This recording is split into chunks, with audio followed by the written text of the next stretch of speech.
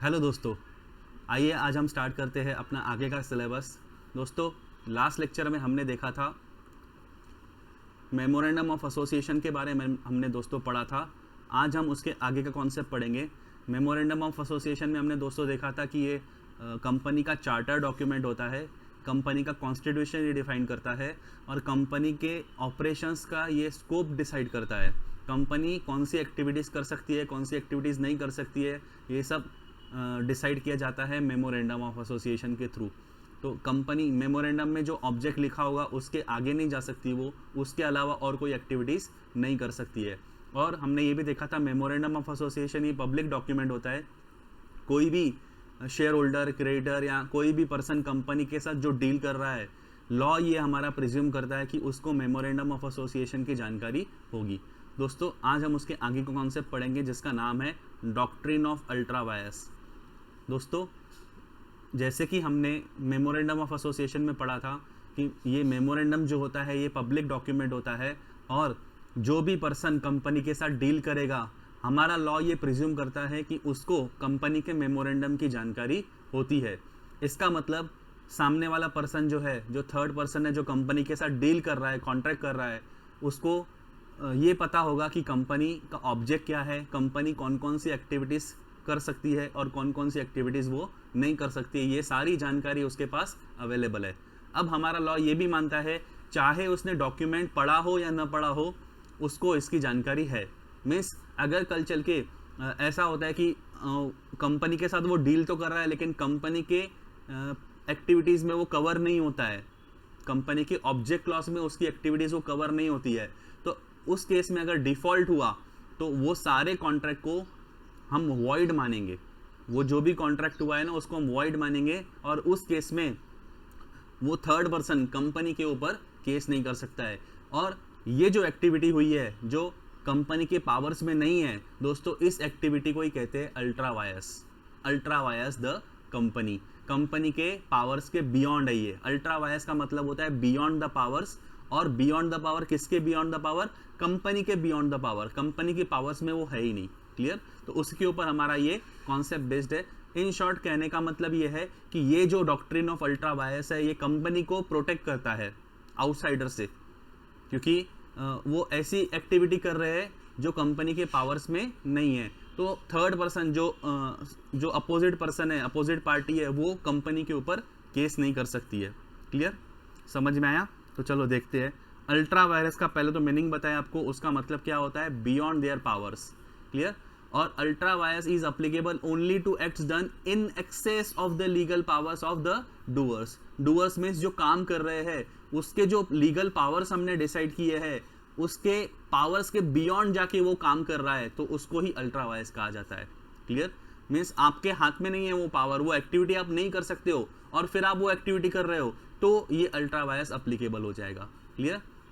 समझ में आया?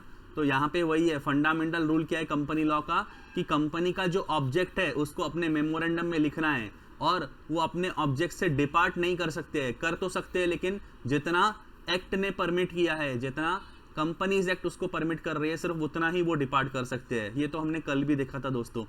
ठीक है? उसके बाद अगर कोई भी एक्ट या फिर कोई भी कॉन्ट्रैक्ट अगर कंपनी कर रही है जो उसके पावर्स में नहीं है, उसके पावर्स के बियॉन्ड है,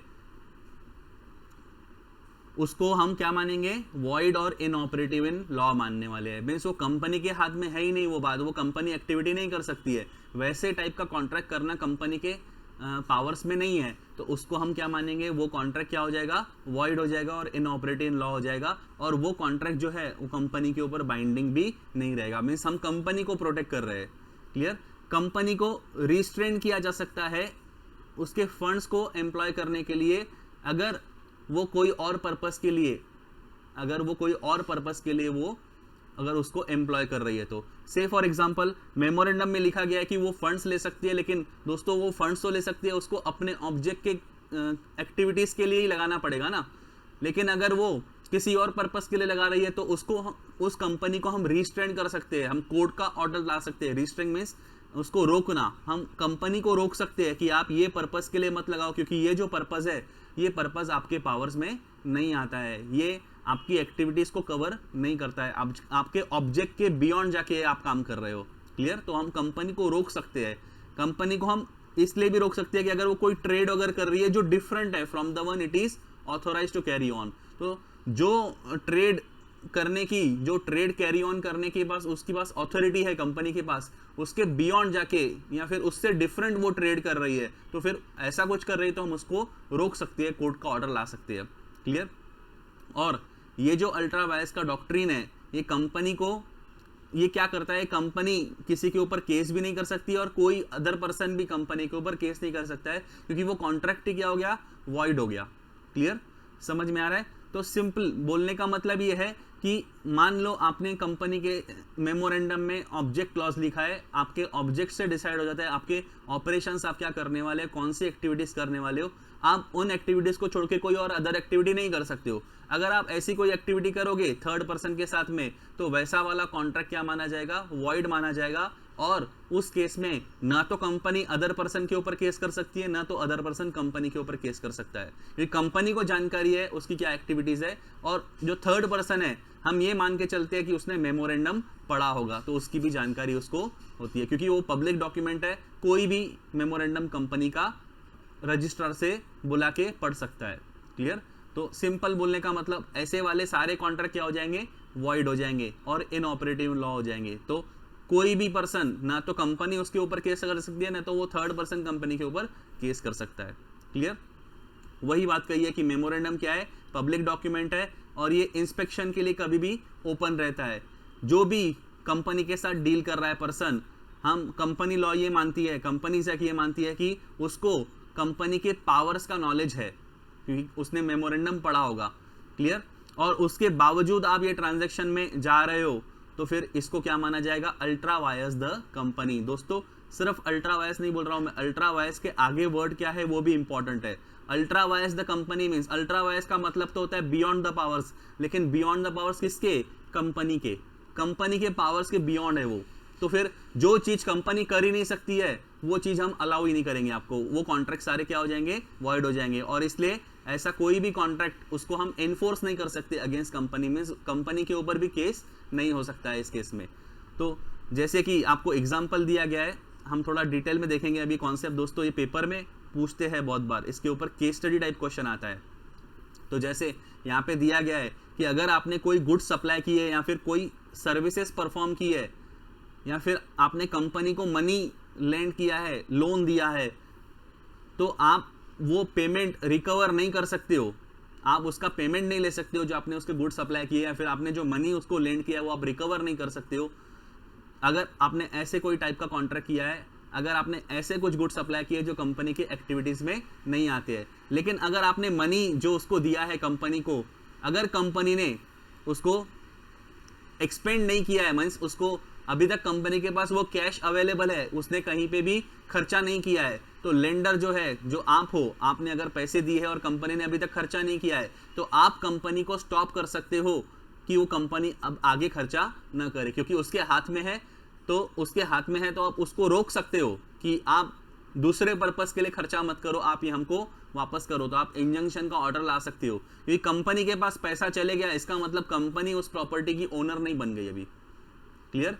क्योंकि पैसे अभी भी, पैसे भले उसके पास है लेकिन उसका ओनर कौन है, आप ही हो, क्योंकि लोन आपने दिया है। तो अगर कंपनी ने खर्चा नहीं किया होगा, कंपनी के हाथ में अभी भी वो कैश अवेलेबल है, तो आप कंपनी को रोक सकते हो उसको यूज करने से। क्लियर? हाँ, ठीक है। उसके बाद लेंडर ही ओनर रहेगा, वो अपनी प्रॉपर्टी वापस ले सकता है अगर कंपनी ने खर्चा नहीं किया है तो। क्लियर? अगर कंपनी ने इसको जो आपने उसको पैसे दिए थे, अगर कंपनी ने उससे क्या किया, अपनी लॉफुल डेट, जो डेट उसने लिया था, जो लायबिलिटीज उसने ली थी, लोन लेके रखा था, आपसे पैसे लेके वो अपना लोन चुकता कर रही है, तो फिर उस केस में आप उसके क्रेडिटर बन जाओगे, कंपनी आपकी डेटर बन जाएगी, कंपनी आपको पैसे वो वापस करेगी। क्लियर? तो सिंपली बोलने का मतलब यह है कि कंपनी ने आपसे लोन लिया है और अगर उसको खर्चा कर दिया तो आप उसके पेमेंट आप रिकवर नहीं कर सकते हो, लेकिन अगर उसके पास कैश अवेलेबल है, उसने अभी तक खर्चा नहीं किया, तो आप उसको रोक सकते हो, उसके पैसे आप उससे वापस ले सकते हो।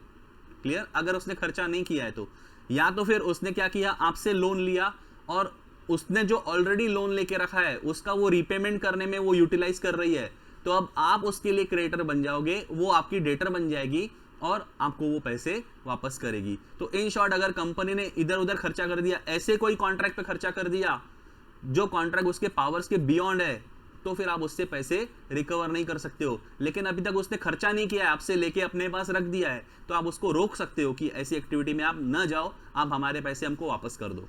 क्लियर? या तो फिर कंपनी ने अपनी डेट जो है लॉफुल डेट उसका पेमेंट करने के लिए आपके पैसे यूटिलाइज किए, तो अब आप कंपनी के क्रेडिटर बन जाओगे, कंपनी आपकी डेटर बन जाएगी और आपको वो पेमेंट करेगी।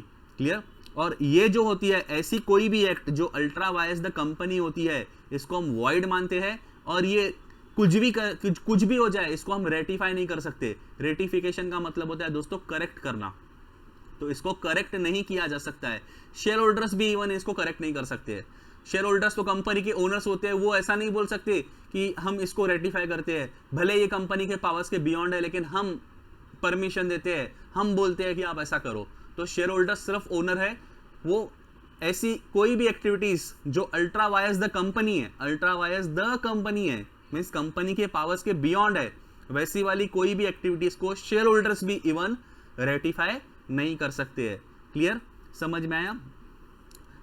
हाँ, लेकिन अगर कोई दूसरी एक्ट होगी जो अल्ट्रा वायस होगी, उसको रेगुलराइज किया जा सकता है बाय रेटिफाइंग इट सब्सिक्वेंटली। तो दोस्तों यहाँ पे अल्ट्रा वायस का मतलब क्या है? अल्ट्रा वायस यहाँ पे कोई वर्ड नहीं बोला है the company, ultra vires the directors भी हो सकता है। तो अल्ट्रा वायस द डायरेक्टर्स मैं बोलूंगा तो उसका मतलब क्या हो जाएगा कि वो डायरेक्टर्स के पावर्स के बियॉन्ड है। तो भाई ठीक है, डायरेक्टर्स के पावर्स के बियॉन्ड है, लेकिन कंपनी के पावर्स में है। वो कोई ऐसी एक्टिविटी है जो डायरेक्टर्स के पावर्स में नहीं है, डायरेक्टर्स के पास उसका पावर नहीं है करने का, लेकिन कंपनी के पावर्स में है, तो वैसी वाली एक्टिविटीज को हम रेटिफाई कर सकते हैं। क्लियर? तो वही यहाँ पे बोला है, for instance if the act is ultra vires the powers of the directors, directors के पावर्स के बियॉन्ड है, ऐसी कोई एक्टिविटी डायरेक्टर्स ने की है। जैसे से फॉर एग्जांपल आपको एक एग्जांपल दूं, तो जैसे कंपनी के रूल्स में लिखा गया है कि डायरेक्टर्स लोन ले सकते हैं, लेकिन उसके लिए उसको पहले शेयर होल्डर्स की परमिशन लेनी होगी। डायरेक्टर्स कंपनी को अगर लोन की जरूरत पड़ी तो डायरेक्टर्स लोन ले सकते हैं कंपनी के लिए, लेकिन लोन लेने से पहले उसको शेयर होल्डर्स से पूछना पड़ेगा। शेयर होल्डर्स हाँ बोलेंगे तो कंपनी लोन ले सकती है, डायरेक्टर्स लोन के लिए अप्लाई कर सकते हैं, नहीं तो फिर डायरेक्टर्स लोन नहीं ले सकते कंपनी के लिए। अगर ऐसा कंपनी के रूल्स में लिखा गया है और ये डायरेक्टर्स को बात पता है और उन्होंने लोन ले लिया बिना शेयर होल्डर्स से पूछे, तो ऐसे वाले जो लोन है इसको हम क्या कहा जाएगा? ये जो एक्टिविटी डायरेक्टर्स ने की है हम इसको क्या बोलेंगे? ये डायरेक्टर्स के पावर्स के बियॉन्ड है, क्योंकि डायरेक्टर्स के पास पावर्स ही नहीं है लोन लेने का, उसको शेयर होल्डर से पूछना पड़ता है पहले, और उसने अगर बिना पूछे ले लिया तो डायरेक्टर्स ने ऐसी एक्ट की है जो उसके पावर्स के बियॉन्ड है। लेकिन लोन लेना वो कंपनी के पावर्स के अंदर है, means with in the powers of the company है। तो ऐसी वाली कोई भी एक्ट उसको शेयर होल्डर्स रेटिफाई कर सकते हैं। क्लियर? तो ये वाली एक्टिविटी को क्या कहा जाएगा? Ultra vires the directors, ultra vires the powers of directors but within the power of the company. तो ऐसी वाली एक्ट को हम रेटिफाई कर सकते हैं, शेयर होल्डर्स रेटिफाई कर सकते हैं। Shareholders can ratify it if it is ultra vires the articles. अगर आपके आर्टिकल को अल्ट्रा वायस कर रहा है, वो मीन्स आपके आर्टिकल्स के बियॉन्ड द पावर्स है, तो दोस्तों उसको भी हम रेटिफाई कर सकते हैं। उसके लिए हमको क्या करना पड़ेगा? अपने आर्टिकल्स को चेंज करना पड़ेगा।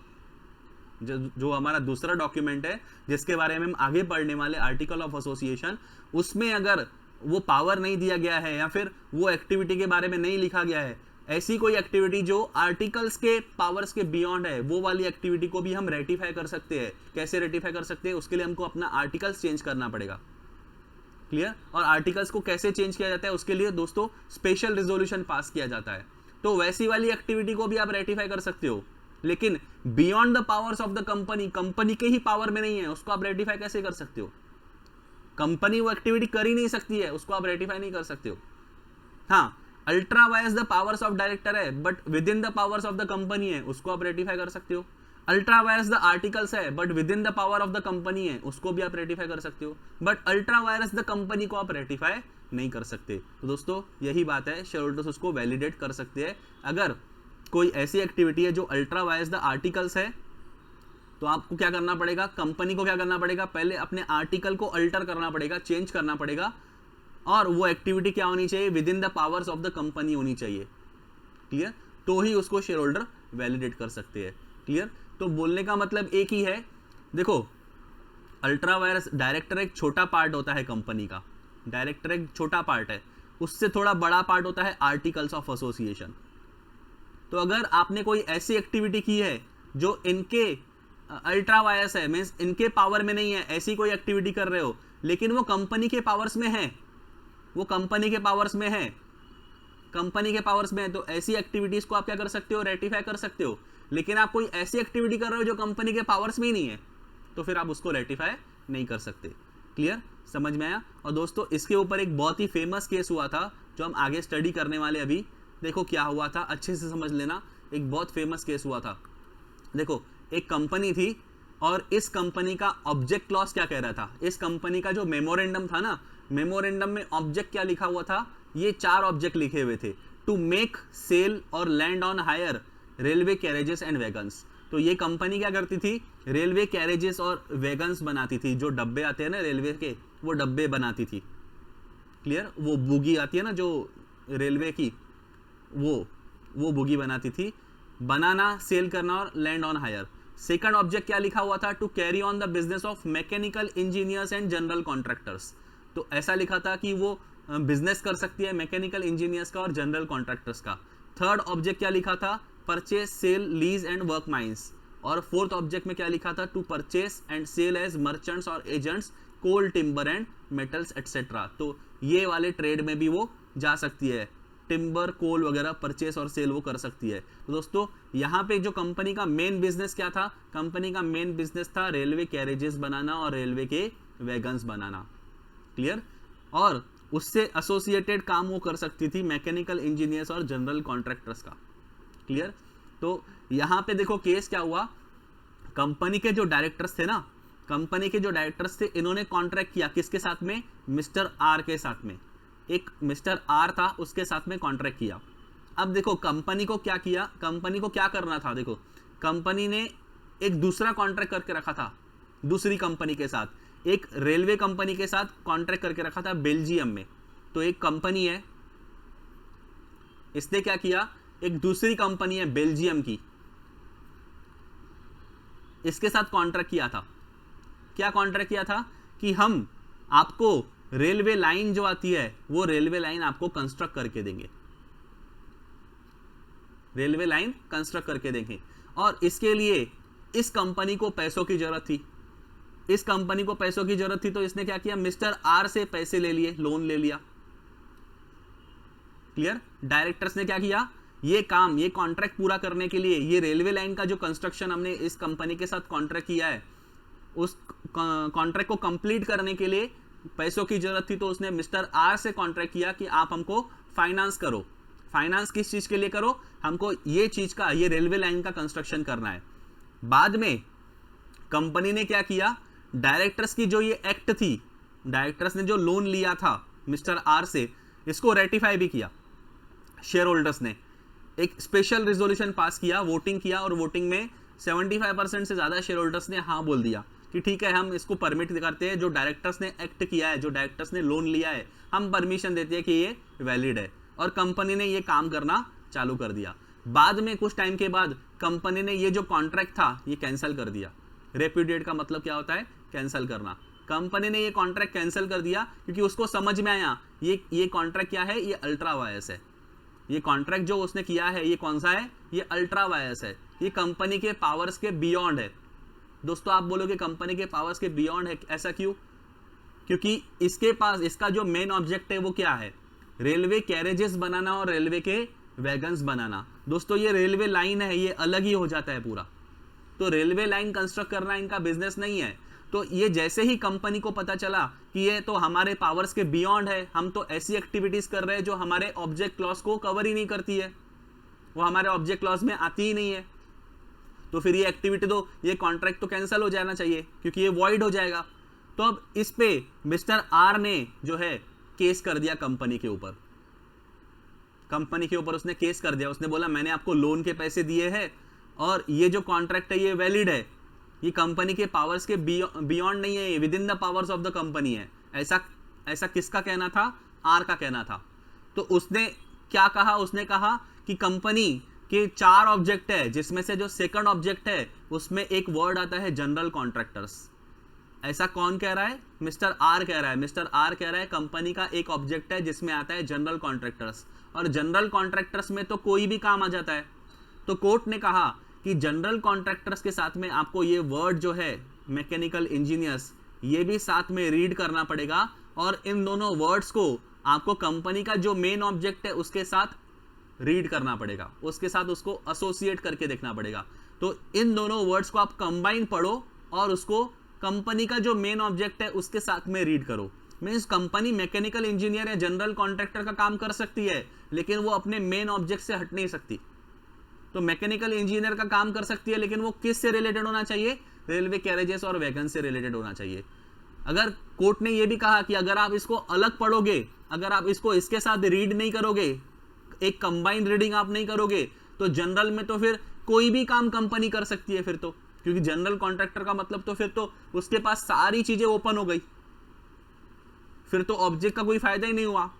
तो अगर आपको ये टर्म रीड करना है तो इसको इन दोनों के साथ में रीड करो, कंपनी के मेन ऑब्जेक्ट के साथ में उसको रीड करो, और इसका जो कनेक्शन है आप इसके साथ बिठाओ। तो कंपनी मैकेनिकल इंजीनियर का काम कर सकती है, जनरल कॉन्ट्रैक्टर का काम कर सकती है, लेकिन वो किससे रिलेटेड होना चाहिए? रेलवे कैरेजेस और वैगन से रिलेटेड होना चाहिए, ना कि रेलवे लाइन से। तो कोर्ट ने ये डिसीजन सुनाया कि ये जो कॉन्ट्रैक्ट कंपनी ने किया है और ये भी जो आपसे लोन लिया गया है, ये दोनों कॉन्ट्रैक्ट वॉइड हो जाएंगे, क्योंकि ये कंपनी के पावर्स के बियॉन्ड है। क्लियर? समझ रहे हो? क्योंकि ये आपसे भी जो लोन लिया गया है वो भी कौन से पर्पस के लिए लिया गया है? वो भी ऐसी एक्टिविटी के लिए लिया गया है जो अल्ट्रा वायर्स द कंपनी है। तो आपका भी कॉन्ट्रैक्ट जो है, आपके और कंपनी के बीच में जो कॉन्ट्रैक्ट हुआ है और इस कंपनी के बीच में जो कॉन्ट्रैक्ट हुआ है, दोनों contracts ultra vires the company है। उसका इफेक्ट क्या होगा? वो दोनों contract void and inoperative in law माने जाएंगे। तो दोस्तों पूरे केस में यही एक्सप्लेन किया गया है। इसका मतलब ये जो कॉन्ट्रैक्ट था, मिस्टर आर की जो बातें थी वो खारिज की गई। मिस्टर आर का ये भी कहना था कि जो शेयर होल्डर्स है उन्होंने भी स्पेशल रेजोल्यूशन पास किया है, 75% शेयर होल्डर्स ने हाँ भी बोला है।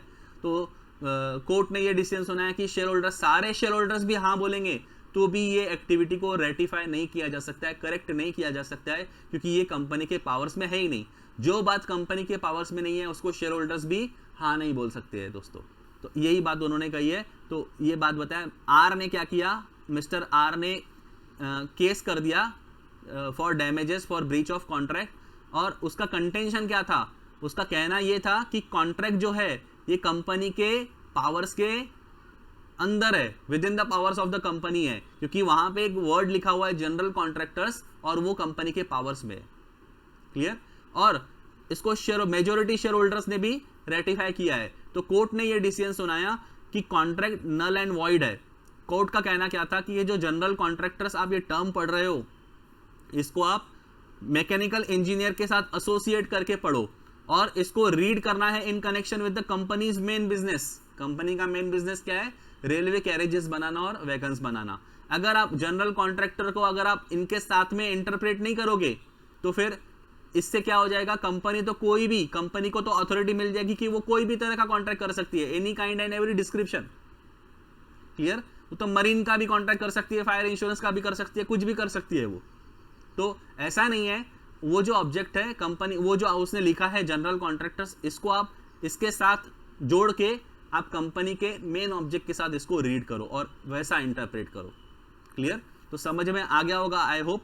तो उसने कोई ऐसी एक्टिविटी की है जो कंपनी के पावर्स में नहीं है, तो वैसे वाले कॉन्ट्रैक्ट को नल एंड वॉइड कहा जाएगा। क्लियर? और ये जो अल्ट्रा वायरस कॉन्ट्रैक्ट है ये कंपनी के ऊपर भी बाइंडिंग नहीं हो सकते। क्लियर? तो इसका मतलब क्या? ये जो कॉन्ट्रैक्ट है इसके लिए कंपनी को बाइंड नहीं किया जा सकता है। कंपनी को बाइंड कौन कर सकता है? ये वाली कंपनी। बेल्जियम की कंपनी इस कंपनी को बोल सकती है कि आपने हमारे साथ कॉन्ट्रैक्ट किया, आपको अब पूरा करना ही पड़ेगा। नहीं, ये ऐसा भी कंपनी को नहीं कह सकती, क्योंकि कंपनी ने गलती से ऐसा कॉन्ट्रैक्ट कर दिया जो उसके पावर्स में नहीं था। तो ये वाली कंपनी भी, बेल्जियम की कंपनी भी इस कंपनी के ऊपर बाइंड नहीं कर सकती है, इस कंपनी के ऊपर केस नहीं कर सकती है। क्लियर? समझ में आया? क्योंकि ये जो कॉन्ट्रैक्ट था, ये कॉन्ट्रैक्ट का कोई इफेक्ट ही नहीं हुआ, ये वॉइड हो गया। क्लियर। तो यहाँ पे पूरी समरी दी है आपको, यहाँ पे समरी बताया है कि अगर कोई एक्ट आप परफॉर्म कर रहे हो जो लीगल होगी, हो सकता है लीगल होगी, लेकिन आपके मेमोरेंडम का जो ऑब्जेक्ट क्लॉज है उसको ऑथोराइज नहीं करता है, आपके मेमोरेंडम का जो ऑब्जेक्ट क्लॉज है उसको ऑथोराइज नहीं करता है, मींस वो एक्टिविटी आपके ऑब्जेक्ट क्लॉज में नहीं कवर होती है, तो भले वो लीगल एक्टिविटी होगी लेकिन आपका ऑब्जेक्ट क्लॉज आपको रोकता है वो करने से, तो उसको क्या कहते हैं, अल्ट्रा वायस द कंपनी, और उसका इफेक्ट क्या होगा, नल एंड वॉइड।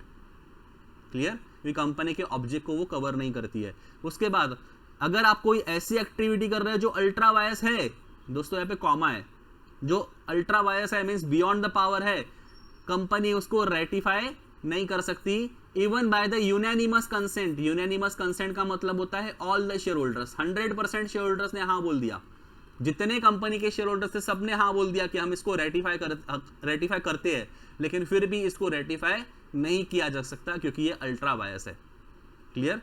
फिर उसके बाद में कहा है अगर कंपनी कोई ऐसी एक्टिविटी कर रही है जो अल्ट्रा वायस द डायरेक्टर्स है, मींस डायरेक्टर्स के पावर्स के बियॉन्ड है, दोस्तों ये एक्टिविटी डायरेक्टर्स के पावर्स के बियॉन्ड है, but intra vires the company है, मींस कंपनी के पावर्स के अंदर है, तो कंपनी के पावर्स के अंदर है लेकिन डायरेक्टर्स को हमने वो पावर नहीं दिया था, तो वैसी वाली अगर कोई एक्टिविटी वो करते हैं तो उसको मेंबर रेटिफाई कर सकते हैं एक रेजोल्यूशन पास करके, शेयर होल्डर्स उसको रेटिफाई कर सकते हैं, उसको करेक्ट कर सकते हैं, क्योंकि यहाँ पे डायरेक्टर्स के पावर में नहीं था, उसने कोई ऐसी एक्टिविटी की है जो उसके पावर्स में नहीं था, लेकिन कंपनी तो वो एक्टिविटी कर सकती है ना, तो कंपनी को तो अलाउड है ना करना, तो डायरेक्टर्स ने ठीक है गलती किया, हम उसकी गलती को हम रेटिफाई करते हैं, करेक्ट करते हैं, उसको हम वो पावर दे देते हैं।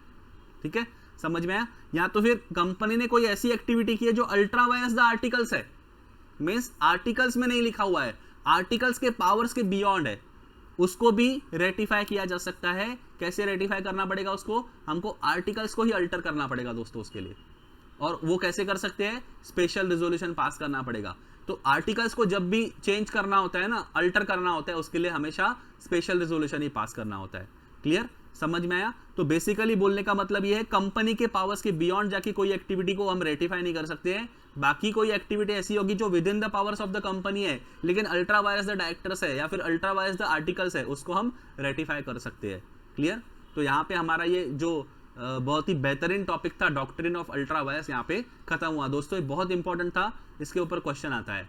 चलो फिर हम आगे बढ़ते हैं, हम देखते हैं आर्टिकल्स ऑफ एसोसिएशन। दोस्तों हमारा ये सेकंड डॉक्यूमेंट है, और दोस्तों मजे की बात ये है कि ये भी पब्लिक डॉक्यूमेंट है, मेमोरेंडम भी क्या है, पब्लिक डॉक्यूमेंट है, और आर्टिकल्स भी क्या है, पब्लिक डॉक्यूमेंट है। इसका मतलब तो मैं ये निकालता हूं कि कोई भी पर्सन जो भी कंपनी के साथ डील कर रहा है उसको मेमोरेंडम की भी जानकारी होनी चाहिए क्योंकि वो पब्लिक डॉक्यूमेंट है, और उसको आर्टिकल्स की भी जानकारी होनी चाहिए, वो भी पब्लिक डॉक्यूमेंट है।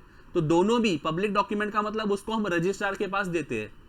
कंपनी जब फॉर्म होती है ना तो वो अपना मेमोरेंडम और आर्टिकल्स दोनों सबमिट करती है वो रजिस्ट्रार के पास में, और रजिस्ट्रार से कोई भी बुलवा सकता है, तो दोनों पब्लिक डॉक्यूमेंट्स है, दोनों की जानकारी होनी चाहिए। तो आइए देखते हैं आर्टिकल्स का मतलब क्या होता है। तो दोस्तों articles of association of a company का मतलब क्या, उसमें क्या होता है, उसमें कंपनी के रूल्स एंड रेगुलेशंस होते हैं।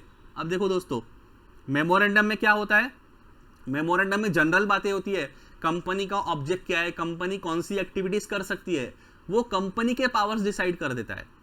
लेकिन दोस्तों कंपनी जो एक्टिविटी करेगी वो कैसे करेगी, उसके लिए कुछ रूल्स एंड रेगुलेशंस तो बनाने पड़ेंगे ना। वो सारे रूल्स एंड रेगुलेशंस कहाँ लिखने होते हैं, आर्टिकल्स में। जैसे कि फॉर एग्जांपल डायरेक्टर्स को अपॉइंट किया जाएगा तो कैसे अपॉइंट किया जाएगा, कोई भी डायरेक्टर को रिमूव करना है तो कैसे किया जाएगा, कोई भी मान लो जैसे कभी लोन लेना पड़े तो उसके लिए प्रोसीजर क्या रहेगी, उसके लिए रूल्स क्या रहेगा। जैसे मैंने आपको ऊपर एग्जाम्पल दिया कि आर्टिकल्स में लिखा जाएगा कि डायरेक्टर्स लोन ले सकते हैं लेकिन उनको पहले शेयर होल्डर से पूछना पड़ेगा, तो ये एक रूल बना दिया कंपनी ने, और ये रूल अपने लिए बना दिया। क्लियर।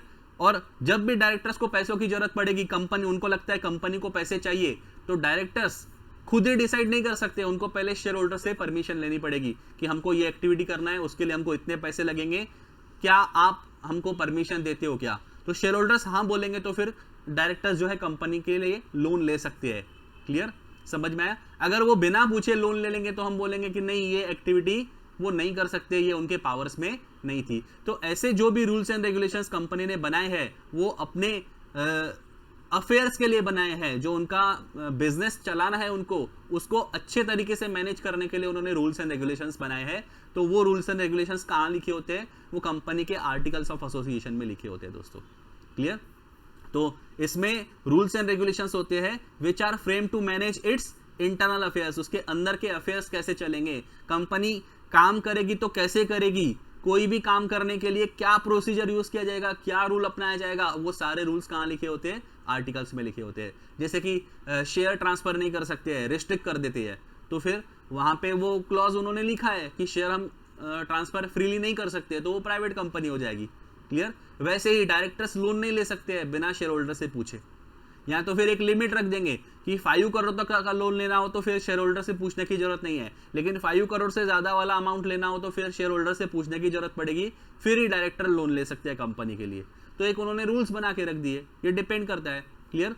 मेमोरेंडम में क्या होता है? Memorandum contains the fundamental conditions, जिसके ऊपर कंपनी को अलाउ किया गया है कि आप इनकॉर्पोरेट हो सकते हो। तो मेमोरेंडम में फंडामेंटल कंडीशंस होती है कि मेन लिखा होता है कि क्या काम कर सकते हो, क्या नहीं कर सकते हो। आर्टिकल्स में इंटरनल रेगुलेशंस लिखे होते हैं कि कंपनी कैसे वर्क करेगी। क्लियर? कंपनी क्या करेगी ये मेमोरेंडम में लिखा होता है, लेकिन वो कैसे करेगी ये आर्टिकल्स में लिखा होता है दोस्तों। क्लियर? तो आर्टिकल्स क्या है? आर्टिकल्स सब्सिडरी है टू मेमोरेंडम। समझ में आया? मेमोरेंडम चार्टर, वो जो आर्टिकल्स होते हैं ना, वो मेमोरेंडम को चार्टर करके एक्सेप्ट करते हैं कि हमारा जो चार्टर है, हमारा जो मेन डॉक्यूमेंट है वो कौन सा है? मेमोरेंडम है। तो ये तो दोस्तों हमने पहले भी देखा था। ठीक है, चलो आपको थोड़ी जानकारी मिल गई होगी आर्टिकल्स के बारे में। तो इंटरनल रूल्स एंड रेगुलेशंस इसमें लिखे होते हैं, कैसे कंपनी रेगुलेट करेगी। ठीक है, फिर आपको कुछ बताया गया है कि जो कंपनी का आर्टिकल्स होता है इसको हम क्या मानते हैं? इसको हम बिजनेस डॉक्यूमेंट मानते हैं, क्योंकि यहाँ पे लिखा होता है कि कंपनी बिजनेस किस तरीके से करेगी, क्या एक्टिविटीज करने वाली है ये लिखा होगा मेमोरेंडम में, लेकिन किस तरीके से वो रेगुलेट करेगी, किस तरीके से अपना काम करेगी, ये कहाँ लिखा होता है? ये आर्टिकल्स में। इसलिए इसको क्या कहा जाता है? Business document. और ये जो आर्टिकल है ये क्या करता है? ये रेगुलेट करता है domestic management of a company, और ये क्रिएट करता है certain rights and obligation between the members and the company. Company के जो मेंबर्स है और कंपनी खुद, उनके बीच में राइट्स और ऑब्लिगेशंस क्या रहेंगे ये कौन डिसाइड करेगा? आर्टिकल्स डिसाइड करता है। आर्टिकल्स क्या होते हैं? ये बायलॉज होते हैं कंपनी के, जिसके हिसाब से ये बायलॉज किस किस को फॉलो करने, ये बायलॉज फॉलो करने डायरेक्टर्स को और अदर ऑफिसर्स को भी ये फॉलो करने हैं। क्लियर? तो हमने कुछ लॉज बना के रखे हैं कंपनी के लिए कि कंपनी कैसे काम करेगी, क्या प्रोसीजर फॉलो करेगी, क्या रूल्स फॉलो करेगी, और वो सारे रूल्स, वो सारे लॉज वो डायरेक्टर को भी फॉलो करने हैं, वो ऑफिसर्स को भी फॉलो करने हैं अपने फंक्शंस परफॉर्म करने के लिए। ठीक है? हाँ, उसके बाद में और बातें कही गई है, थोड़ा सा डिटेल में बताया गया है कि जैसे दोस्तों हमने कल देखा था मेमोरेंडम के एक फॉर्मेट अवेलेबल होता है, टेबल हमने ABCD पढ़ा था, ABCDE। तो दोस्तों यहाँ पे भी वैसे ही कुछ मॉडल आर्टिकल्स कंपनीज एक्ट ने बना के रखे हैं आपके लिए। वो टेबल FGHI में मिलेगा आपको। टेबल ABCDE में क्या मिलेगा? एक मॉडल मिलेगा, एक फॉर्मेट मिलेगा जो रेडीमेड बना के रखा है मेमोरेंडम के लिए। और FGHI में क्या मिलेगा? उसने कंपनीज एक्ट ने एक मॉडल फॉर्मेट बना के रखा है आर्टिकल्स के लिए। तो आप वो रेडीमेड आर्टिकल्स भी आप यूज कर सकते हो। आप अपना आर्टिकल नहीं बनाना चाहते हो तो, अगर आप अपना आर्टिकल बनाना चाहते हो तो आप अपना भी आर्टिकल बना सकते हो अपने हिसाब से। क्लियर? तो उसमें क्या होता है? उसमें रेगुलेशंस होते हैं आर्टिकल्स में, कंपनी कैसे काम करेगी, एक कंपनी का जो मैनेजमेंट है उसको कैसे रेगुलेट किया जाएगा, वो उसमें लिखा होता है। आप उसमें कोई भी मैटर इंक्लूड कर सकते हो एडिशनल। क्लियर? जो मॉडल फॉर्मेट दिया गया है उसके अलावा आपको कोई और एडिशनल पॉइंट डालना है तो आप वो भी डाल सकते हो। आप एंट्रेंचमेंट की प्रोविजंस भी डाल सकते हो। एंट्रेंचमेंट का मतलब होता है आपको कोई प्रोविजन स्ट्रिक्ट रखनी है, जैसे फॉर एग्जांपल कोई भी काम को आपको स्ट्रिक्ट रखना है तो आप वो वाली प्रोविजंस भी उसमें डाल सकते हो कि ये पर्टिकुलर काम हम डायरेक्टर्स को अलाउ नहीं करते हैं, इनके लिए उनको हमारी परमिशन लेनी होगी। तो कोई आपको एक स्ट्रिक्ट प्रोविजन बनानी है कोई एक पर्टिकुलर एक्टिविटी के ऊपर, उस चीज को प्रोटेक्ट करने के लिए, तो आप उसकी भी इफेक्ट उसमें डाल सकते हो। क्लियर? और ये इफेक्ट आप कैसे डालोगे? वो एंट्रेंचमेंट की प्रोविजन कैसे डालोगे, स्ट्रिक्ट वाली प्रोविजंस कैसे डालोगे? तो आप जब कंपनी फॉर्म हुई थी तब उसको सबमिट करना पड़ता है, कंपनी के फॉर्मेशन के टाइम पे उसको सबमिट करना होता है आर्टिकल्स को, या तो फिर आप आर्टिकल्स को बाद में भी अमेंड कर सकते हो। हमने अभी ऊपर देखा था स्पेशल रिजोल्यूशन पास करोगे तो कंपनी का आर्टिकल आप अल्टर कर सकते हो। तो जो आपने अल्टर किया है वो अल्टर करने के बाद की जो आपने कॉपी बनाई होगी वो आपको सबमिट करनी होगी रजिस्ट्रार के पास में। तो वो वाली प्रोविजन आप कैसे डाल सकते हो, आप आर्टिकल को अमेंड कर सकते हो, लेकिन वो कैसे होना चाहिए, सारे मेंबर्स, ऑल मेंबर्स उसको एग्री करने चाहिए। क्लियर। तो यहाँ पे स्ट्रिक्ट प्रोविजन होगी, सारे मेंबर्स हाँ बोलेंगे तो वो एक्टिविटी की जाएगी, नहीं तो नहीं की जाएगी। In case of private company, और पब्लिक कंपनी है तो इन स्पेशल रिजोल्यूशन पास करके। तो आर्टिकल को आप अमेंड कर सकते हो। प्राइवेट कंपनी का आर्टिकल अमेंड करना है तो सारे मेंबर्स की परमिशन चाहिए, सारे मेंबर्स एग्री होने चाहिए उस बात पे। और अगर पब्लिक कंपनी है तो फिर उसके लिए स्पेशल रिजोल्यूशन का मतलब 75% और मोर शेयर होल्डर्स उसको हाँ बोलने चाहिए। क्लियर, समझ में आया। और ये जो भी आप एंट्रेंचमेंट प्रोविजन डालोगे ये आपको रजिस्ट्रार को देनी होगी उसकी कॉपी, और आपको उसको बताना होगा। तो आगे ये भी दिया है कि आर्टिकल्स का फॉर्मेट कंपनीज एक्ट ने बना के दिया है आपको टेबल FGHIJ में। तो ऐसे 5 टेबल्स है जो आप फॉलो कर सकते हो, ये आप रेडीमेड आपको बना के दिया है, ये आपको फॉलो करना पड़ेगा। और उसके हिसाब से आपको अगर लगता है कि कोई एडिशनल प्रोविजन डालनी है तो आप वो भी डाल सकते हो। क्लियर। तो मॉडल आर्टिकल ये जो ऊपर दिए गए कंपनी एडॉप्ट भी कर सकती है ऑल और एनी ऑफ द रेगुलेशंस। जो इसमें मॉडल आर्टिकल्स में जो ये फॉर्म आपको फॉर्मेट बना के दिया है, इसमें जो भी रूल्स एंड रेगुलेशंस होंगे ये एज इट इज आप सारे एडॉप्ट कर सकते हो, या फिर आपको कोई ड्रॉप करना है तो ड्रॉप भी कर सकते हो, या कोई और ऐड करना है तो ऐड भी कर सकते हो। क्लियर। तो ऐसे सारे पॉइंट्स है। पॉइंट नंबर 8 इतना काम का नहीं है। बस दोस्तों अब मैं आता हूँ डिफरेंस के ऊपर। दोस्तों ये भी आप इंपॉर्टेंट मार्क कर दो, क्योंकि ये भी बहुत बार पूछते हैं कि मेमोरेंडम में और आर्टिकल में क्या डिफरेंस है, दोनों में डिफरेंस क्या है। तो बताओ दोस्तों, सबसे पहले मेमोरेंडम क्या डिफाइन करता है, कंपनी का ऑब्जेक्ट। क्लियर। और आर्टिकल क्या बताता है, कंपनी के rules and regulations for internal management. तो मेमोरेंडम में क्या लिखा होता है, कंपनी के ऑब्जेक्ट, कंपनी कौन सी एक्टिविटी कर सकती है।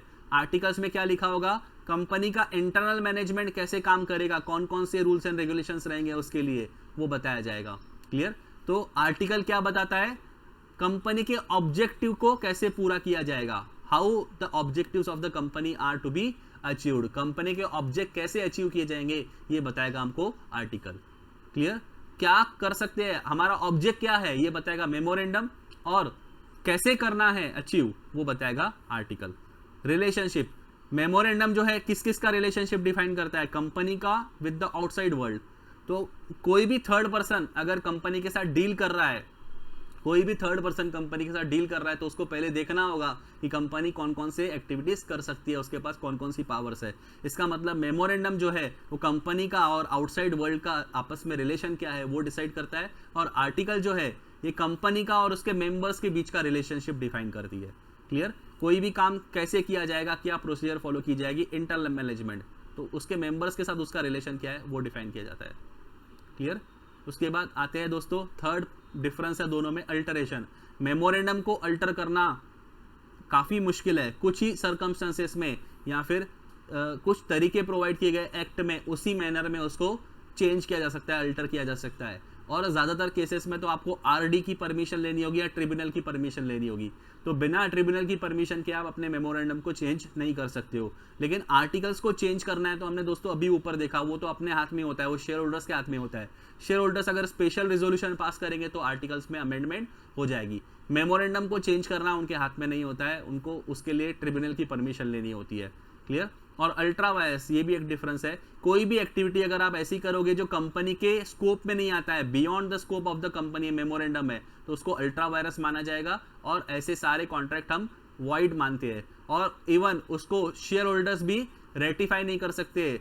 यूनानिमस कंसेंट भी होगा शेयर होल्डर्स का तो भी रेटिफाई नहीं किया जा सकता है। यूनानिमस मींस सारे शेयर होल्डर्स हाँ बोल रहे हैं, परमिशन दे रहे हैं कि हम करेक्ट करते हैं, तो भी इसको रेटिफाई नहीं किया जा सकता है। क्लियर। और ऐसी कोई एक्ट होगी जो अल्ट्रा वायरस द आर्टिकल्स होगी उसको हम रेटिफाई कर सकते हैं, शेयर होल्डर्स रेटिफाई कर सकते हैं स्पेशल रिजोल्यूशन पास करके। बस एक बात होनी चाहिए, provided they are not beyond the provisions of the memorandum. तो within the powers of the company है, but beyond the powers of the articles है उसको रेटिफाई किया जा सकता है, लेकिन beyond the power of the company है उसको हम रेटिफाई नहीं कर सकते हैं। क्लियर दोस्तों। इसके ऊपर भी एक डॉक्ट्रिन ऑफ इंडोर मैनेजमेंट बनाया गया है, डॉक्ट्रिन ऑफ अल्ट्रा वायस क्या था? Doctrine of ultra vires means beyond the powers of the company, जो मेमोरेंडम के ऊपर डिपेंड करता था। डॉक्ट्रिन ऑफ इंडोर मैनेजमेंट ये रिलेटेड है किससे? आर्टिकल से रिलेटेड। अब दोस्तों इंडोर का मतलब क्या? अंदर की बात है, अंदर का मैनेजमेंट जो है उसके लिए। अब एक बात आपने ध्यान में रखना, डॉक्ट्रिन ऑफ अल्ट्रा वायरस में हमने क्या देखा था? वो कंपनी को प्रोटेक्ट कर रहा था, वो कंपनी को प्रोटेक्ट कर रहा था कि अगर कंपनी ने कोई ऐसा कॉन्ट्रैक्ट किया होगा जो कंपनी के पावर्स के बियॉन्ड है, तो थर्ड पर्सन कंपनी के ऊपर केस नहीं कर सकता है, वो कंपनी भी थर्ड पर्सन के ऊपर केस नहीं कर सकती है। तो कंपनी को प्रोटेक्ट किया जा रहा था। दोस्तों यहां पे आउटसाइडर को प्रोटेक्ट किया जाएगा, यहां पे आउटसाइडर को प्रोटेक्ट किया जाएगा। कैसे? तो दोस्तों अब वही पढ़ने वाले हैं। देखो से फॉर एग्जांपल आपको मैं पहले ही बता देता हूं, जैसे मेमोरेंडम ऑफ एसोसिएशन और आर्टिकल ऑफ एसोसिएशन, ये दोनों क्या है? ये दोनों पब्लिक डॉक्यूमेंट है और ये कोई भी बुला सकता है इंस्पेक्शन के लिए। तो कोई भी थर्ड पर्सन अगर डील कर रहा है कंपनी के साथ में, तो उसको इन दोनों का नॉलेज होना जरूरी है, और ये नॉलेज रहता है, हमारा लॉ मान के चलता है। क्लियर? भले मैंने नहीं भी पढ़ा होगा, मैं कंपनी के साथ डील करने जा रहा हूं और मैंने कंपनी का मेमोरेंडम ऑफ एसोसिएशन और आर्टिकल ऑफ एसोसिएशन नहीं पढ़ा है, तो भी हमारा लॉ क्या प्रिज्यूम करता है कि मुझे उसकी जानकारी है। और अगर इन केस ऐसा कोई कॉन्ट्रैक्ट हो जाता है जो कंपनी के पावर्स के बियॉन्ड है, तो उस केस में मैं कंपनी के ऊपर कोई भी एक्शन नहीं ले सकता हूं, कंपनी मेरे ऊपर भी कोई एक्शन नहीं ले सकती है, वो वाला कॉन्ट्रैक्ट वॉइड हो जाएगा। ये तो हमने ऊपर ही पढ़ा था। अब दोस्तों अब बात करते हैं डॉक्ट्रिन ऑफ इंडोर मैनेजमेंट के बारे में। जैसे से फॉर एग्जांपल कंपनी के आर्टिकल्स में क्या लिखा होता है? कंपनी के आर्टिकल्स में लिखे होते हैं कुछ रूल्स एंड रेगुलेशंस जो उनको फॉलो करने होते हैं, जो मैनेजमेंट को फॉलो करना है, क्योंकि कोई भी एक्टिविटी करने का एक तरीका होता है, कुछ रूल्स होते हैं जो फॉलो करने होते हैं। तो कंपनी ने वो सारे रूल्स कहां लिख के रखे हैं? आर्टिकल ऑफ एसोसिएशन में।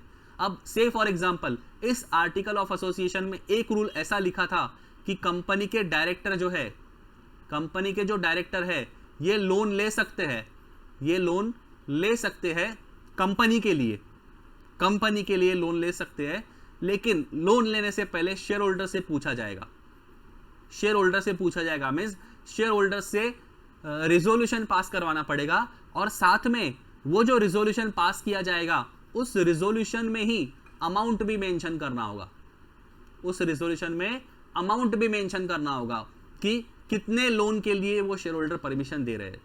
जैसे से फॉर एग्जांपल कंपनी को लोन चाहिए 5 करोड़ रुपए का, तो अब कंपनी को लोन चाहिए 5 करोड़ का, तो डायरेक्टर्स, काम तो डायरेक्टर्स ही करेंगे ना, डायरेक्टर्स उसके लिए अप्लाई कर सकते हैं किसी भी बैंक के पास में जाके कि हमको 5 करोड़ का लोन चाहिए, लेकिन वो एप्लीकेशन देने से पहले उनको शेयर होल्डर से रिजोल्यूशन पास करवा के लेना पड़ेगा, और वो रिजोल्यूशन जो पास होगा वो रिजोल्यूशन में ही अमाउंट भी मेंशन होना चाहिए कि 5 करोड़ के लोन के लिए हम परमिशन दे रहे हैं। क्लियर? ऐसा लिखा है। और मान लो उन्होंने डायरेक्टर्स ने रिजोल्यूशन तो पास करवाया, रिजोल्यूशन तो पास करवाया, लेकिन रिजोल्यूशन में अमाउंट ही नहीं लिखी थी। बस रिजोल्यूशन में ऐसा लिखा था शेयर होल्डर्स ने कि हम डायरेक्टर्स को परमिशन देते हैं कि डायरेक्टर्स लोन ले सकते हैं, लेकिन कितना लोन ले सकते हैं ये अमाउंट उसमें मेंशन ही नहीं थी। अब कंपनी के आर्टिकल्स में ये बात लिखी थी कि डायरेक्टर्स लोन ले सकते हैं, लेकिन उनको शेयर होल्डर से रिजोल्यूशन पास करवाना पड़ेगा, और वो रिजोल्यूशन में लोन की अमाउंट भी मेंशन होनी चाहिए। अब दोस्तों यहाँ पे डायरेक्टर्स ने काम तो किया, रिजोल्यूशन तो पास करवाया, लेकिन क्या उसमें अमाउंट लिखी थी? क्या नहीं। तो अगर मान लो उन्होंने रिजोल्यूशन पास करवाया, उसमें अमाउंट नहीं लिखी है, और डायरेक्टर्स ने लोन ले लिया बैंक से जाके, बैंक ने भी उनको, बैंक के पास जानकारी किस चीज की होनी चाहिए? उनको जानकारी होनी चाहिए मेमोरेंडम की और आर्टिकल की। तो उन्होंने मेमोरेंडम और आर्टिकल बुलाए, मेमोरेंडम में लिखा था ठीक है कंपनी ये एक्टिविटी कर सकती है, तो कंपनी जो लोन ले रही थी, डायरेक्टर्स ने जो लोन के लिए एप्लीकेशन दिया था वो कंपनी के लिए ही दिया था, कंपनी जो एक्टिविटीज कर रही है एग्जिस्टिंग उसके लिए दिया था, तो within the powers of the company है, beyond powers of the company नहीं है वो। अब क्या हुआ? अब वो जो बैंक है उसने आर्टिकल्स भी पढ़ा, तो आर्टिकल्स में लिखा था कि डायरेक्टर के पास पावर है लोन लेने का, लेकिन डायरेक्टर को पहले शेयर होल्डर से पूछना पड़ेगा, रिजोल्यूशन पास करवाना पड़ेगा, और रिजोल्यूशन में ही लोन की अमाउंट मेंशन होनी चाहिए। क्लियर? ऐसा लिखा था।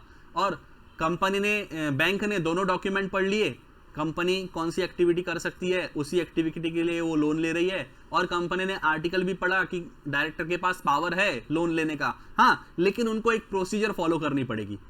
तो ठीक है, अब जब उनके पास एप्लीकेशन आया है बैंक के पास में, तो बैंक वाले क्या एज्यूम करेंगे? बैंक वाले तो यही एज्यूम करेंगे ना कि डायरेक्टर्स ने एप्लीकेशन लाया है, डायरेक्टर के पास पावर है, तो डायरेक्टर के पास पावर तभी आएगा जब वो शेयर होल्डर से रिजोल्यूशन पास करवा के लेंगे। और डायरेक्टर हमारे पास आए हैं एप्लीकेशन लेके, इसका मतलब उन्होंने अपनी कंपनी के रूल्स एंड रेगुलेशन फॉलो किए होंगे, अपने कंपनी के रूल्स एंड रेगुलेशन फॉलो किए होंगे। इसका मतलब उन्होंने रिजोल्यूशन पास करवा दिया होगा, रिजोल्यूशन में ही अमाउंट मेंशन होगी, ऐसा हम मान के चलते हैं। क्लियर? हम तो सिर्फ ये देखते हैं, अब मान लो मैं बैंक हूं, मैं क्या देखूंगा, मैं तो मेमोरेंडम में देखूंगा कौन सी एक्टिविटी कंपनी कर सकती है, वही एक्टिविटी कर रही है ना वो, जिसके लिए वो मेरे से लोन लेने आई है, उसके लिए लेने आई है ना, वही एक्टिविटी के लिए। और साथ में मैं आर्टिकल में पढ़ा तो आर्टिकल में लिखा था डायरेक्टर ले सकते हैं लोन, लेकिन उनको पूछना पड़ेगा।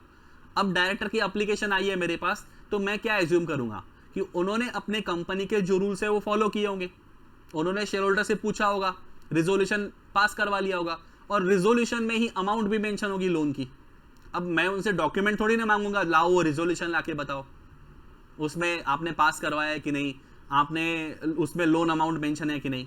ये तो मैं प्रिज्यूम करूंगा ना, ये तो मैं मान के चलूंगा उन्होंने अपनी प्रोसीजर फॉलो की होगी, और उसके बेसिस के ऊपर से मैंने क्या किया, उनको लोन सैंक्शन कर दिया।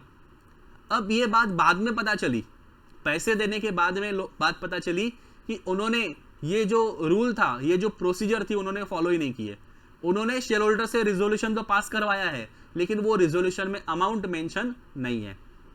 अब ये बात मुझे कैसे पता चलेगी, वो तो पब्लिक डॉक्यूमेंट नहीं है ना, वो रिजोल्यूशन थोड़ी ना सबमिट करना होता है रजिस्ट्रार के पास में, तो वो थोड़ी ना मैं बुला सकता हूं रजिस्ट्रार से।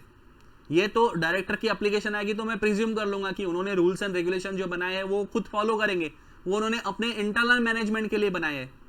मैं तो सिर्फ ये देखूंगा डायरेक्टर के पास पावर है कि नहीं, तो डायरेक्टर के पास पावर है और डायरेक्टर ही मेरे पास आया लोन लेने के लिए, तो मैंने तो सैंक्शन कर दिया। मैंने तो ये माना कि उन्होंने अपने rules and regulation properly follow किए होंगे। बाद में जाके पता चला कि उन्होंने ऐसा रिजोल्यूशन पास करवाया है जिसमें लोन की अमाउंट मेंशन नहीं है, और इसकी वजह से अब कंपनी बोल रही है कि ये कॉन्ट्रैक्ट वॉइड है। तो यहां पे जो बैंक वाले हैं वो कंपनी के ऊपर केस कर सकते हैं। कंपनी को जो उन्होंने 5 करोड़ का लोन दिया है उसके अगेंस्ट वो क्लेम कर सकते हैं, वो बोल सकते हैं कि हमको हमारे 5 करोड़ वापस दे दो। आप बोलोगे सर ऐसा कैसे, क्योंकि बैंक को जानकारी कौन कौन सी चीज की होनी चाहिए थी, मेमोरेंडम की और आर्टिकल की। तो उन्होंने मेमोरेंडम रीड किया, आर्टिकल रीड किया। आर्टिकल में क्या लिखा था कि डायरेक्टर के पास पावर है, लेकिन उनको शेयर होल्डर से पूछना पड़ेगा, रिजोल्यूशन पास करवा के लेना पड़ेगा, और रिजोल्यूशन में अमाउंट भी मेंशन करनी पड़ेगी लोन की। तो अगर डायरेक्टर का एप्लीकेशन आया है तो हम ये मान के चलेंगे कि उन्होंने वो रूल्स एंड रेगुलेशन सारे फॉलो किए होंगे। अगर उन्होंने रूल्स एंड रेगुलेशन सारे फॉलो नहीं किए तो ये उनका इंटरनल मैटर है, ये मेरा मैटर नहीं है। क्लियर? मैं तो सिर्फ इतना देखूंगा डायरेक्टर के पास पावर है कि नहीं, उसके बेसिस के ऊपर मैंने उनको लोन दिया है, उन्होंने प्रोसीजर फॉलो किया है कि नहीं, उन्होंने रूल्स एंड रेगुलेशंस फॉलो किए कि नहीं, ये उनका इंटरनल मैटर है, ये उनका इंटरनल अफेयर है, इसमें मेरा कोई लेना देना नहीं है। इसीलिए मुझे कोई लेना देना नहीं है कि उन्होंने वो रूल्स फॉलो किए कि नहीं। तो यहां पे जो मैं उनको 5 करोड़ रुपीस दे रहा हूं एज अ बैंक, समझो मैं दे रहा हूं उनको, तो फिर मैं उनसे वो 5 करोड़ रिकवर भी कर सकता हूं। क्लियर? ये वाले कॉन्ट्रैक्ट को वॉइड नहीं माना जाएगा। क्लियर? तो ऐसी कोई एक्टिविटी है जो beyond the powers of the company है, उसको रेटिफाई नहीं कर सकते हैं। लेकिन ऐसी कोई एक्टिविटी हो रही है जो उन्होंने रूल्स एंड रेगुलेशन फॉलो नहीं किए है, जो उनका इंटरनल मैनेजमेंट था वो उन्होंने फॉलो नहीं किया है, उनके जो इंटरनल अफेयर्स है वो उन्होंने प्रॉपरली कंडक्ट नहीं किए, इसको कहते हैं इररेगुलर कंडक्ट। रेगुलर कंडक्ट किसको बोलेंगे? जो उन्होंने proper rules and regulations follow किए।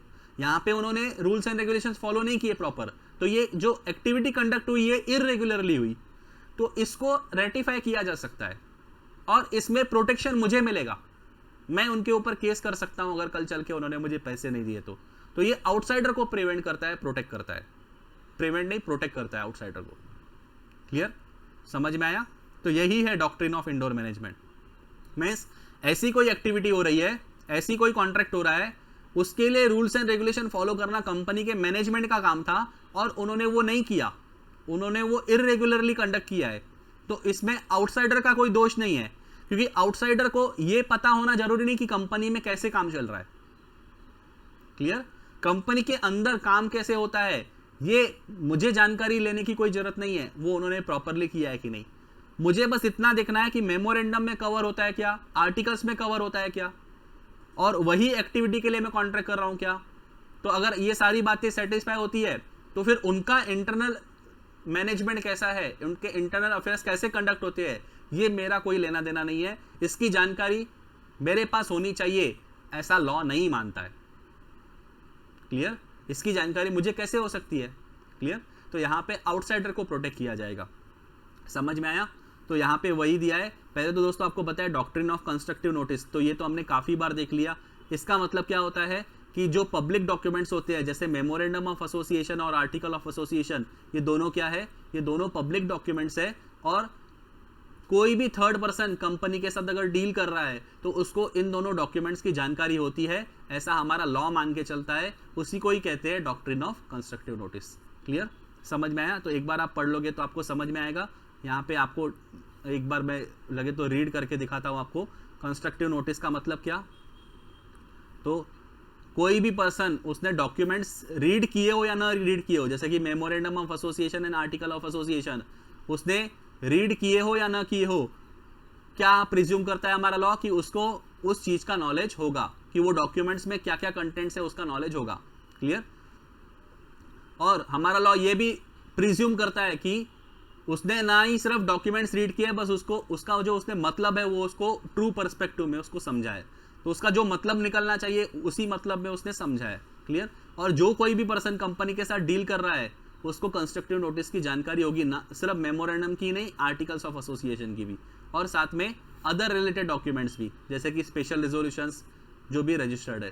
क्लियर?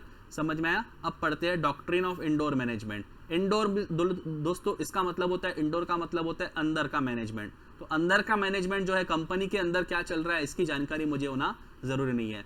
तो डॉक्ट्रिन ऑफ इंडोर मैनेजमेंट क्या है? Doctrine of indoor management is the exception to the doctrine of constructive notice. तो डॉक्ट्रिन ऑफ कंस्ट्रक्टिव नोटिस क्या कहता है कि जानकारी होनी चाहिए, और उसका एक्सेप्शन क्या है? Doctrine of indoor management. तो इस चीज की जानकारी नहीं होनी है, नहीं भी हो सकती है सामने वाले को। क्लियर? समझ में आया? तो डॉक्ट्रिन ऑफ, यहां पे वही बात बोली है। अगर आप देखोगे तो एक बहुत फेमस केस हुआ था, ये लैंडमार्क केस हुआ था, यही मैं आपको एक्सप्लेन कर रहा था इतनी देर से दोस्तों। इसको ही कहते हैं टर्कवेंट रूल। टर्कवेंट रूल इसलिए कहते हैं क्योंकि एक मिस्टर टर्कवेंट था। अब एक कंपनी थी, एक रेलवे कंपनी थी, एक रेलवे कंपनी थी, वो क्या हो गई थी? वो इंसॉल्वेंट हो गई थी। दोस्तों जब कंपनी इंसॉल्वेंट होती है तो उसको बंद करना पड़ता है, उसको लिक्विडेट करना होता है। तो लिक्विडेशन का कैसा प्रोसीजर होता है? कंपनी की सारी एसेट्स बेच दिए जाएंगे, और कंपनी की जो भी लायबिलिटीज होगी उससे वो पैसे पे कर दिया जाएगा। ठीक है? तो इसको कहते हैं लिक्विडेशन की प्रोसेस। और ये प्रोसेस करने के लिए एक ऑफिशियल लिक्विडेटर को अपॉइंट करना होता है, जो कोर्ट अपॉइंट करता है।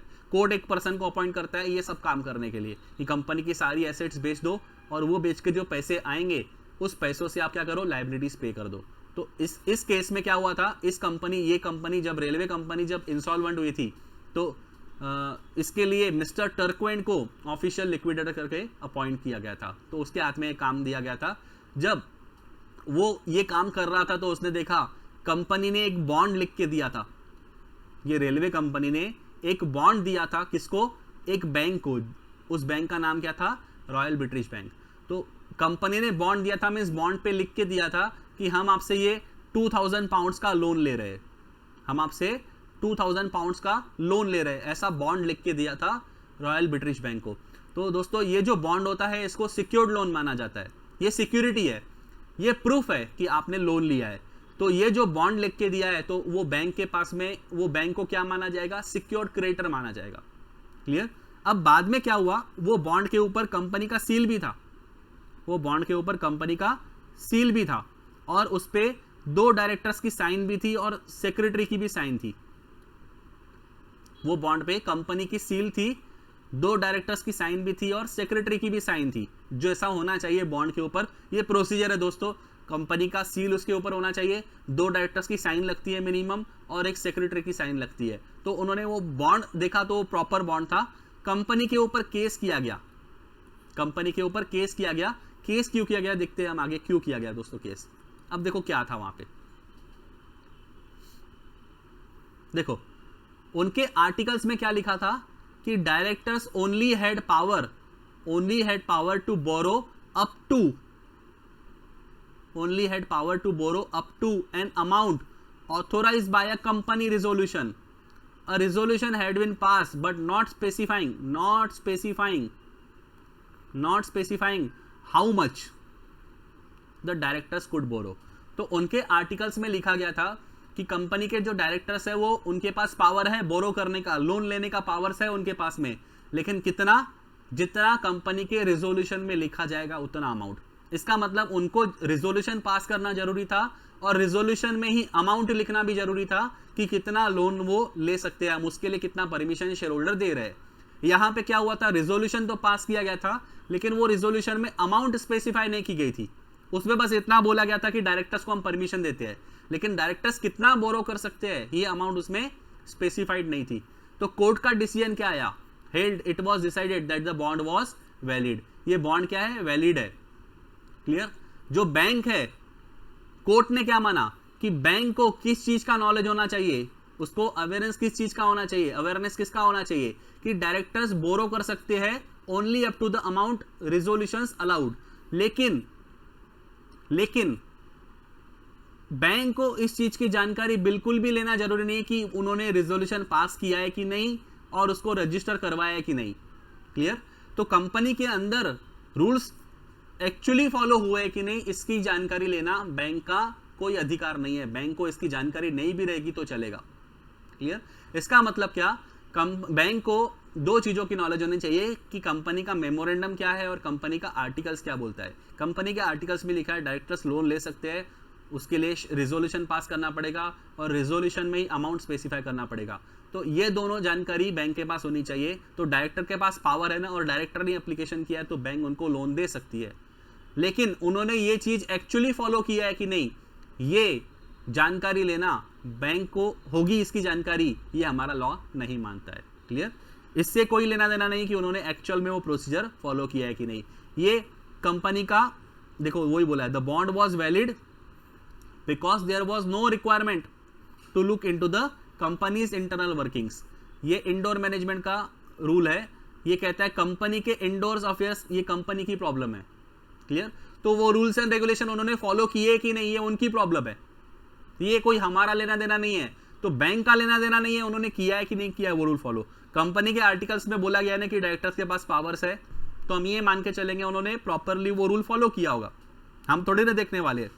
तो यहाँ पे वो बॉन्ड को क्या माना गया, वैलिड माना गया। इसका मतलब कंपनी को उसके पैसे देने पड़ेंगे, वो बैंक के पैसे उसको रिटर्न करने पड़ेंगे।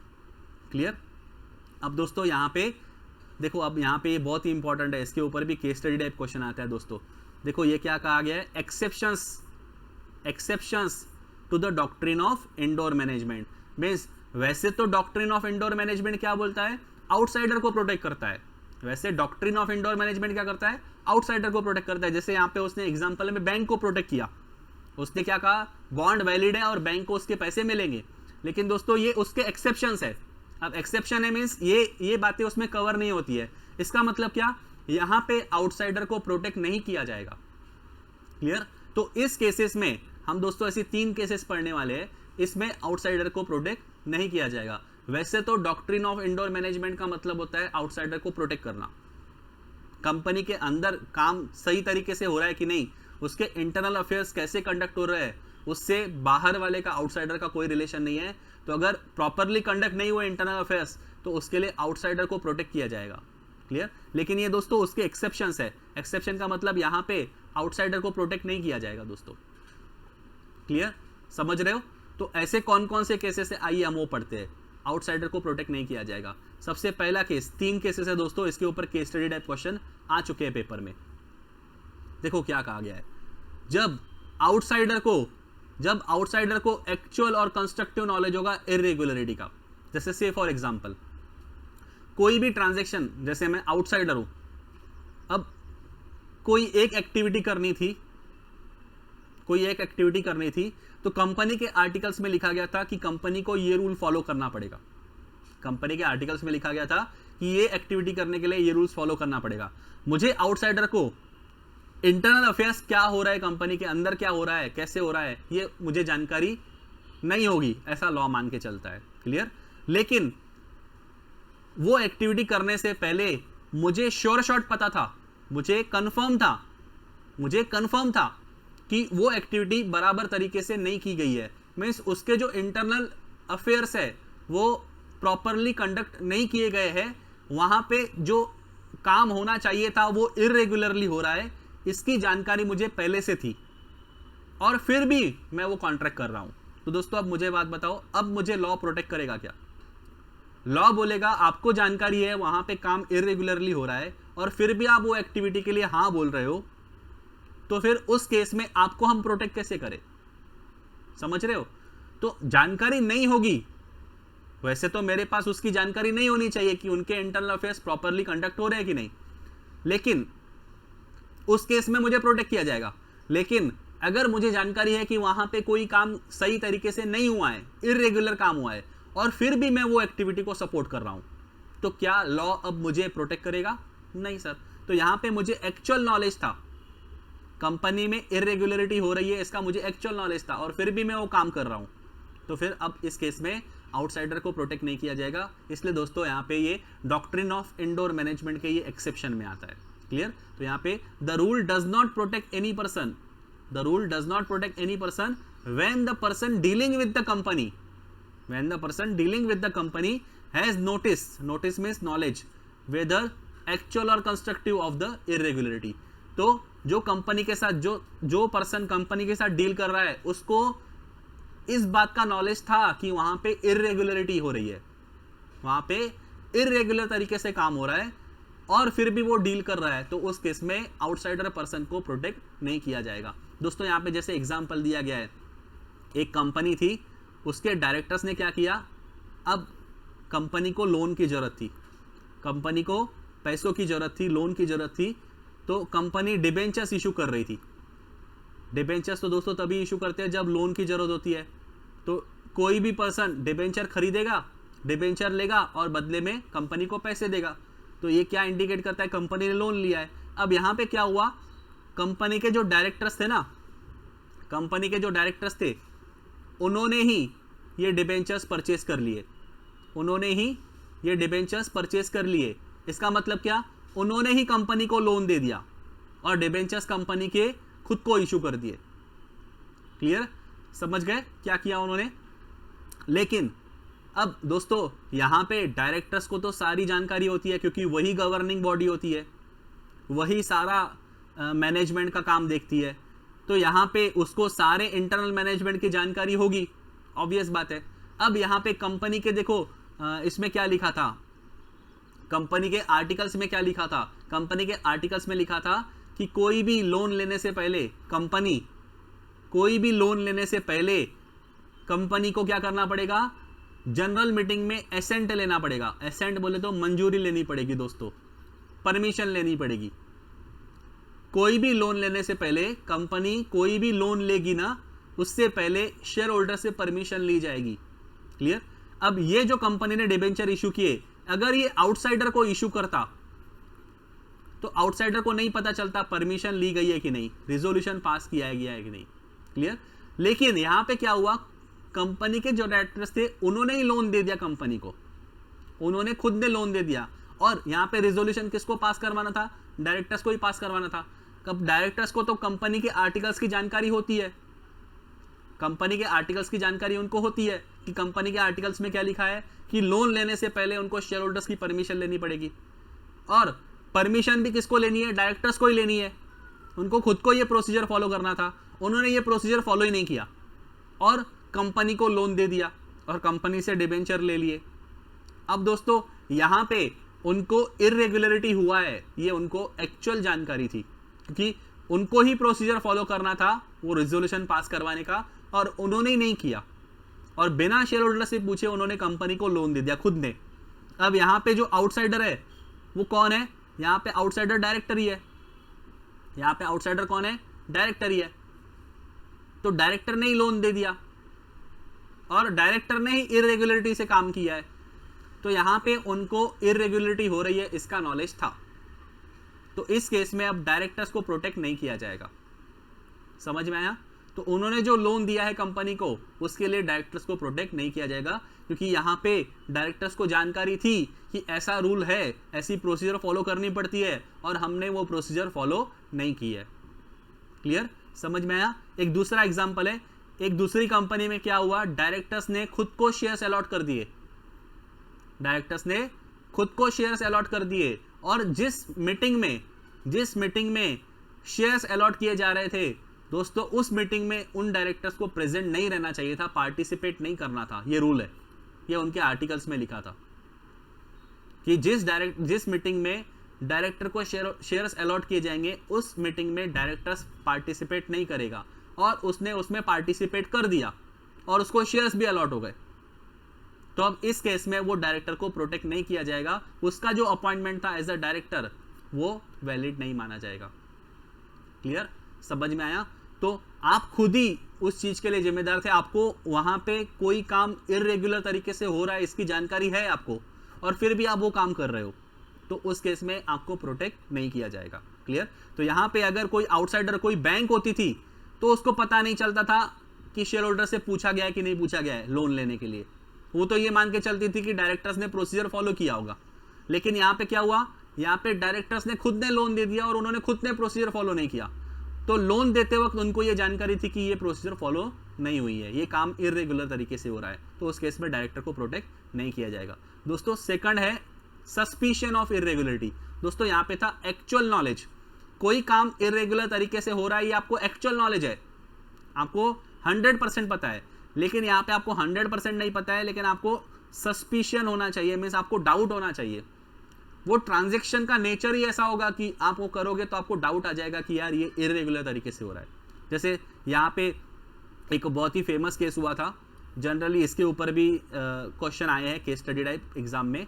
देखो केस कैसे हुआ था, एक आउटसाइडर था, एक पर्सन था, उसने क्या किया, एक कंपनी का अकाउंटेंट था, ये पर्सन ने क्या किया, कंपनी के अकाउंटेंट के साथ डील किया कि कंपनी की जो प्रॉपर्टी है ये मेरे नाम कर दो और बदले में मैं आपको पैसे देता हूं। क्लियर? अब ये उसने क्यों किया, ये पर्सन ने ऐसा डील क्यों किया, क्योंकि अकाउंटेंट ने उसको बोला कि इसकी अथॉरिटी मेरे पास है, कंपनी के जो एसेट सेल करने हैं, कंपनी की जो प्रॉपर्टी सेल करनी है, इसकी अथॉरिटी मेरे पास है, मैं ये कंपनी की एसेट सेल कर सकता हूं। और ये सुन के ये पर्सन ने इसके साथ डील कर दिया, उसने अकाउंटेंट को पैसे दे दिया और कंपनी की एसेट ले ली, अपने नाम पे ट्रांसफर करवा दी। दोस्तों यहां पे मुझे एक बात बताओ, इस पर्सन को डाउट आना चाहिए था कि नहीं? वो कैसे किसी एक अकाउंटेंट के साथ, एक कंपनी के अकाउंटेंट के साथ ऐसा ट्रांजैक्शन कैसे कर सकता है? वो कैसे मान सकता है कि एक अकाउंटेंट के पास वो अथॉरिटी दी जाएगी? अकाउंटेंट तो एक छोटा सा एम्प्लॉय होता है कंपनी का, उसका काम होता है अकाउंटिंग करना, उसके पास ये पावर कहां से हो सकते हैं? तो ये डाउट इसको आना चाहिए था कि नहीं आना चाहिए था? इस पर्सन के मन में ये डाउट आना चाहिए था कि अकाउंटेंट को कैसे पावर दिया गया है। अगर अकाउंटेंट को पावर दिया गया है तो इस पर्सन को बोलना चाहिए था अकाउंटेंट को कि आपके पास पावर है ना, तो दिखाओ मुझे लेटर ऑफ अथॉरिटी। एक पावर आपको दिया गया है तो ऐसे कोई तो उसका डॉक्यूमेंट होगा ना जिस पे लिख के दिया होगा, कंपनी के डायरेक्टर्स ने आपको लिख के दिया होगा कि ये पावर्स हम आपको देते हैं, आपके पास हम पावर ऑफ अटॉर्नी देते हैं, तो वो लेटर दिखाओ। तो क्या इसके मन में, इसके दिमाग में डाउट नहीं आना चाहिए था कि कैसे मैं किसी अकाउंटेंट के साथ डील कर रहा हूं? अकाउंटेंट को तो वो पावर जनरली होता नहीं है, जनरली क्या, वो तो एक बहुत ही रेयर केस में ऐसा हो सकता है कि उसको पावर ऑफ अटॉर्नी दी गई होगी। तो अगर ऐसा कोई केस है तो आप उसका लेटर तो पहले देख लो। क्लियर? तो यहां पे उस थर्ड पर्सन के दिमाग में आना चाहिए था। अब ये एक्सक्यूज नहीं दे सकता है कि मुझे कैसे जानकारी होगी इसके पास पावर ऑफ अटॉर्नी है कि नहीं। अरे आप देखो तो सही, वो अकाउंटेंट है, उसकी पोस्ट तो देख लो, वो कोई डायरेक्टर थोड़ी ना है। हाँ, इसकी जगह पे अगर कोई डायरेक्टर होता तो आप ये एज्यूम कर सकते थे कि उसको पावर दिया गया है कि नहीं। हालांकि किसी एक डायरेक्टर के पास पावर नहीं होता है। कंपनी में अगर 10 डायरेक्टर है तो 10 डायरेक्टर मिलकर डिसीजन लेते हैं कंपनी की प्रॉपर्टी सेल करना है कि नहीं करना है। तो हो सकता है कंपनी के बाकी के जो 9 डायरेक्टर्स हो गए, उन्होंने इस एक डायरेक्टर को ये पावर दे दिया होगा कि आप कंपनी की एसेट बेच सकते हो। तो एक बार अगर ऐसा होता कि कोई कंपनी का एक डायरेक्टर है, अगर वो बोल रहा है कि कंपनी के एसेट सेल करने की मेरे पास अथॉरिटी है, तो ये पर्सन मान सकता था। क्लियर? लेकिन एक अकाउंटेंट बोल रहा है तो इसके मन में डाउट आना चाहिए कि कोई तो भी इर्रेगुलरिटी हो रही है। क्लियर? तो ये डाउट नेचुरली अराइज होना चाहिए, और अगर फिर भी इसके मन में डाउट अराइज नहीं हुआ तो इसको हम प्रोटेक्ट नहीं कर सकते। तो यही बात वहाँ पे लिखी गई है कि यहाँ पे अगर कोई काम आप इसने कैसे बिहेव किया, इसने निग्लिजेंटली बिहेव किया। क्लियर? तो कोई भी पर्सन अगर कंपनी के साथ डील कर रहा है तो उसको इंक्वायरी करनी चाहिए जहाँ पे अनयूजुअल ट्रांजेक्शन हो रहा है या फिर कोई ऐसा ट्रांजेक्शन हो रहा है जो in the ordinary course of business नहीं है।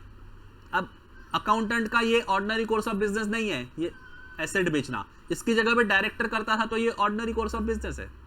क्लियर? या तो फिर कोई अनयूजुअल ट्रांजेक्शन हो रहा है तो उस केस में स्वाभाविक बात है आपके दिमाग में एक डाउट आना चाहिए कि ये अनयूजुअल तरीके से हो रहा है, ये अनयूजुअल ट्रांजेक्शन है। तो उस केस में आपको इंक्वायरी करनी चाहिए कि सही में उसके पास पावर ऑफ अटर्नी है क्या।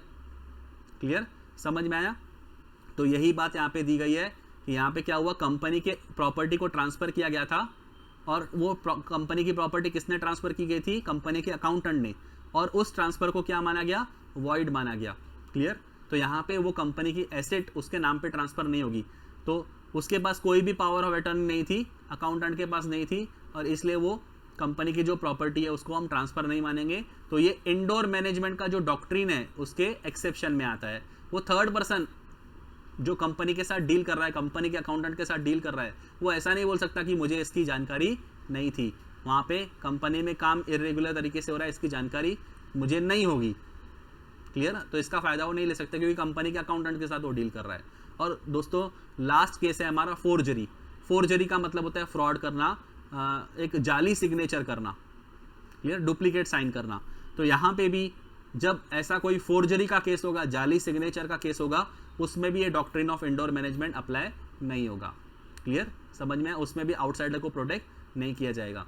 तो यहाँ पे वो ये doctrine of indoor management apply होता है सिर्फ इरेगुलरिटीज के ऊपर, लेकिन कोई ऐसा ट्रांजेक्शन हुआ है कि जिसमें फोर्जरी इन्वॉल्व है तो उसमें वो doctrine of indoor management apply नहीं होता है। तो दोस्तों यहाँ पे एक एग्जाम्पल दिया हुआ है कि एक पर्सन को शेयर सर्टिफिकेट ट्रांसफ़र किया गया था, एक पर्सन को शेयर सर्टिफिकेट ट्रांसफ़र किया गया था।